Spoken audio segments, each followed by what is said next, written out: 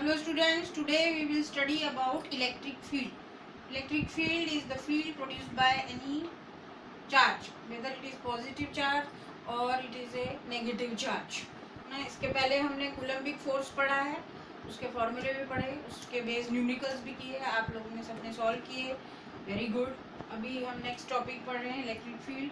ये इस टॉपिक को आप बुक से भी रेफर करिए तो ज़्यादा क्लियर होगा। So field is the electric field, आप फिगर में देख सकते हैं, एक पॉजिटिव चार्ज है प्लस क्यू, दूसरा चार्ज है plus Q naught. Positive Q is the plus capital Q is the source charge and Q naught is the test charge, we are assuming it. तो जो फील्ड होता है वो सरल भाषा में समझेंगे तो किसी भी चार्ज के आसपास जो फोर्स प्रोड्यूस होगा, कितने पॉइंट तक, कहाँ तक कितना फोर्स प्रोड्यूस हो रहा है, उस पूरी एरिया को, सराउंडिंग को हम इलेक्ट्रिक फील्ड कहते हैं। तो हम इलेक्ट्रिक फील्ड में एक सिंगल चार्ज होता है जिसकी वजह से वहाँ पे इफेक्ट प्रोड्यूस हो रहा है, that is called as the electric field. Electric field की डेफिनेशन आगे आ जाएगी। पहले first it is a formula, E is equal to 1/4πε0 Q/r², R cap, where R cap is the unit vector. यहाँ पे आर कहाँ से आया आप पूछना चाहेंगे। आर इज द डिस्टेंस, जहाँ पे भी आप आजू बाजू में उसका फील्ड देखना चाहते हैं उतने डिस्टेंस पे इसका फील्ड कितना होगा, that will be the distance R. R cap हम हमेशा यूज करते हैं यूनिट वेक्टर डायरेक्शन के लिए, तो जिस डायरेक्शन में आर आप लोगे उस डायरेक्शन को ये डिनोट करेगा। अभी इसकी कनेक्टिविटी फोर्स के साथ क्या होगी, फोर्स का फॉर्मूला हम पढ़ चुके हैं, 1/4πε0 Q0/r² आर कैप। तो उसमें Q0 हमारा टेस्ट चार्ज है, इन दोनों के बीच का फोर्स हम देखेंगे जिसका की डिस्टेंस r² है। अगर हम इस 1/4πε0 Q/r² को E से सब्स्टिट्यूट कर देते हैं तो फॉर्मूला हो जाता है F = EQ0।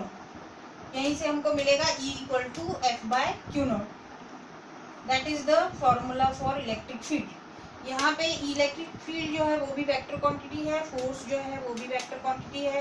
यहाँ से हम यूनिट देखेंगे इलेक्ट्रिक फील्ड की, फोर्स की यूनिट होती है न्यूटन, क्यू नॉट की यूनिट होती है कूलम, इसलिए इलेक्ट्रिक फील्ड की यूनिट हो जाएगी न्यूटन पर कूलम। अभी फिगर में आप देख सकते हो, पॉजिटिव चार्ज अगर है तो उससे जो फील्ड लाइंस बनेंगी that will B radially outwards, और नेगेटिव चार्ज अगर है तो उससे फील्ड लाइंस होंगी इनवर्ड्स टुवर्ड्स द चार्ज।